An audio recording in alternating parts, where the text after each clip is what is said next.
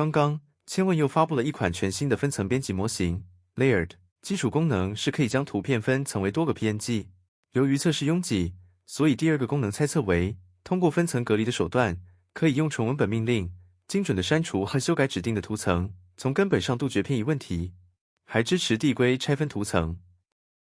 下面我们看一下测试效果，上传图片就可以直接拆分，导出格式为 PPT， 打开后就可以随意拖动图层，也可以导出 PNG。但是有一个致命的缺陷，导出的图片尺寸非常小，只有480×864，不确定部署后是否支持原图尺寸编辑。测试链接和模型链接我会放在评论区，大家可以尝试一下。另外，这次的模型也非常大，全量模型达到了41G，文本模型也有17G，想要本地部署的朋友，需要等待 ConfyY 支持 FV8 版本。最后就是关于新模型的特性，我们来看看算法大佬的介绍视频。保证它的背景完全不发生任何的一个变化。我下面通过一个具体的一个海报编辑的 case 给大家看一看，比如说我们这样能做哪些事情啊？比如说我们输入这样一个海报的图片，我们是可以把它解耦成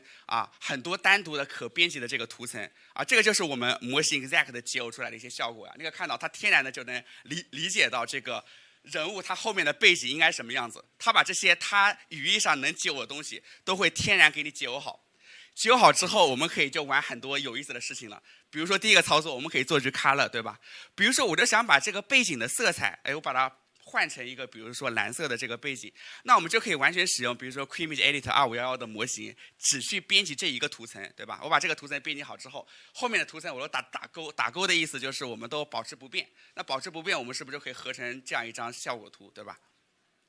那我再举第二个图层的例子，那我实际上呢也可以去做一些替换嘛。你比如说，我可以把第二个图层给替换掉，生成的效果图就像右边这样。那再比如说，我可以去做一些文本的编辑，对吧？因为我的这个文本已经完全都解耦出来了嘛，我把这个文本去修改成 Q-Image， 然后呢再跟其他的图层耦合在一起，那就变成右边这样的一个效果。对，再比如说，我如果想去除掉一些东西，所以在我们这个天然的可编辑的 Q-Image Layer 的这个表示下，你想做删除，那太简单了。这个删除就跟你在 PS 里面删除一个图层一样简单啊。这个删除它是100%不会影响到其他部分的，你只是删了这一个图层。你比如说，对吧？就我想把这个图层给删掉，就是两边的什么 Candy Crazy 啊、Jazz August Event 呀，我想把这些都给删掉，那就是很简单、很直接的，你就可以把它做一个删除。再比如说，就我想把一些物体等比例的去放大啊，什么等比例放大，就是跟原本是一模一样的，对吧？然后我是100%等比例的，比如说我想把这个水果把它变大一点，那你就可以产生这么一种效果。那再比如说，我想把这个邮戳的位置，我这个把它叫做 reposition 啊，我把这个位置去发生一些这个改变，那我可以把这个邮戳的位置，我把它移动到这个左上角，对吧？我可以甚至大家可以看到，我们这个邮戳其实还做了一个旋转啊，就像你在 PPT 里面你去编辑一个元素一样，你是可以做这个旋转的。所以我在这里给大家分享的就是为什么我觉得这种模式会比较好呢？因为它本质上是在做物理的隔绝，对吧？因为这些图层之间都是物理隔离的。所以你根本上你做任何的这个原子编辑，随便怎么做都不会影响到其他的图层。而且更有意思的是，我们所有的图片都可以天然的转化成很多的素材。你比如这个素材，我是不是可以用到其他的图片上面，对吧？这个邮戳我觉得很有意思，很好，我可以直接用到其他图片上面。但是你能用到之前的表示的图像上面吗？那不行。之前的单个 RGB 的这个表示，你直接把这个贴上去，那可能就会发生一些遮挡和这个就是不合理的地方嘛。但是如果本身所有的图片它都是天然的分图层的，那我们就可以天然的去编辑里面我们想编辑的一些语义的概念就可以了。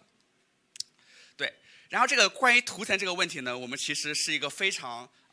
鲁棒的一个模型啊。比如说我们可以分解成你用户指定的任意多个图层。你比如说我可以分解成3个图层，对吧？对于这是一张非常复杂的一个图片，而且里面的遮挡还是很多的，对不对？你可以看到，这就是这里面的几个物体之间，其实它都并不是完全分离开来的，它之间都会有一些遮挡。那你实际上你可以分成3个图层，你可以分成8个图层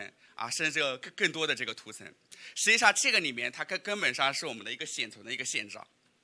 理论上你可以分很多图层，而且呢，当你分一波图层之后呢，你还可以继续去分图层。就比如说我第一次分了4个图层，对吧？4个图层之后呢，它并没有拿到我理想的那些物体。比如有的人说，哎，那我就想编辑这棵树，但你分了4个图层之后，这棵树还是并没有分开来，那没关系啊。我们这个图层是可以任意的去做这个深层的这个分解的。你比如说你觉得这个树并没有这个分开来，对吧？我们可以把这张底图继续去做这样的一个拆分，那我们就把这个树给分开来了。所以你总能分到你自己比较理想的那样的一个效果。然后呢，你去做非常精细化的这个图层的编辑。那我觉得这个对我们专业的这个图像设计者而言，就是非常有用的。